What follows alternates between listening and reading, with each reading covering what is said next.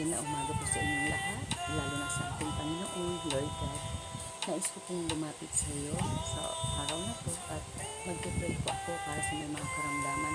Kung sino man po ang makarinig nito na mayroong sakit sa kasalukuyan, nawa po Panginoon ay maabot at maranasan po niya yung kagalingan na kagaya ng ginawa mo po sa ating Lord God.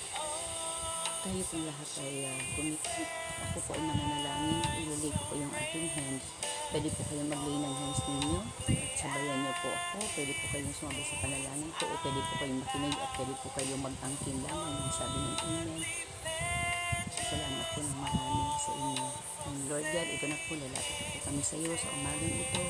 Lord God, I lay my hands po God sa lahat ng may karamdaman na maaring makapakinig nitong aking tinig, Panginoon, makapanood dito ang aking video, Panginoon.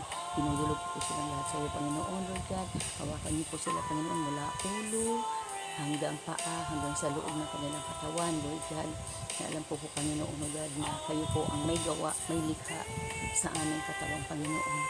Kaya, Lord God, we are consist of body, soul, and spirit. Kaya, Panginoon, Lord, kayo rin po ang nagbibigay ng kagalingan sa amin. Kaya maraming salamat, Lord God, na alam po namin meron kaming pag-asa na kapag kami lumapit sa iyo, kami may karamdaman, kami inyong pagagalingin, Panginoon, dahil lahat ng sitwasyon meron kami sa aming buhay, tinutuloy niyo po ito, Panginoon. Kaya mo nga po, Ama, na lahat ng may karamdaman, o God, anumang uri ng karamdaman ito, Panginoon, naniniwala po ako, Panginoon, na by your stripe, we are healed. Kaya I claim, Lord God, this morning na ang mga taong ito, Panginoon, ay pinagaling na rin po, God.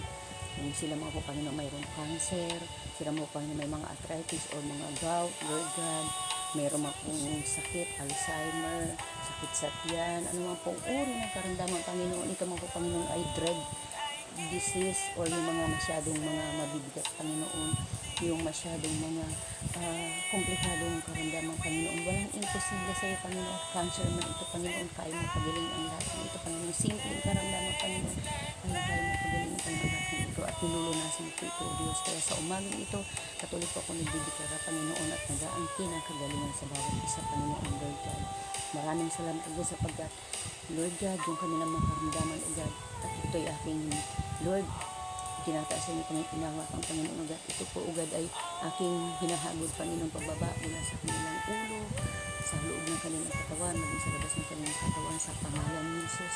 At ito ang hinuhubot, natalian ko ng hagis po ito, Lord God, sa impyerno, sa pangalan ni Jesus right now, at aking pinapakawalan ang banal na espiritu na siyang malayang kumilos sa kanilang mga katawan, sa may mga karamdaman, at magdadala ng kagalingan sa kanila, Lord God. Maraming salamat, naniniwala pa ako, Lord God, na lahat ng kanilaan mo yan, tinalian namin dito sa lupa, tatalian mo dyan sa langit, at lahat ng pinakawalan namin dito sa lupa, pakakawalan mo sa langit. Kaya maraming salamat, Panginoon, sa kabuuan, Panginoon, O God, na ginagawa mo sa amin, Panginoon, sa regalo mo, Panginoon, sa pagkukunin sa amin, pag-abot, Panginoon, at sa kagalingan, especially, Panginoon. Thank you, Lord God, sa iyong katapatan, O God. At sa umagang ito, Panginoon, patuloy kami magtiwala sa iyo, O God, at maranasan namin, Panginoon, may pagmamahal mo sa amin, O God.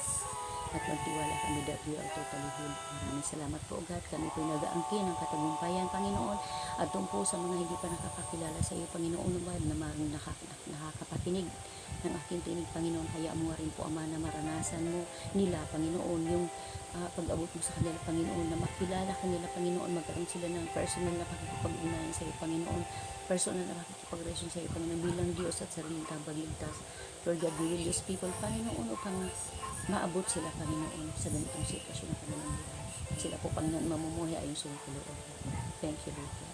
Sa iyo po ako, Ama, nagtitiwala, Panginoon, na bawat lugar, Panginoon, ng aming bansa, hindi lamang dito, Panginoon, bawat lugar, Panginoon, na maaaring makapakinig ng tinig na ito, sila man din po ang nakakaranas ng kagalingan. Thank you, Lord God. Maingat ko po sa iyong ibalik ang papulit ko sa salamat sa pangalan ng aming Panginoon Jesus at sa patnubay ng mga Espiritu Santo. Amen. Amen. Thank you, Lord. Glory to God. Praise God. Goodbye, everyone. Thank you. Have a blessed Thursday.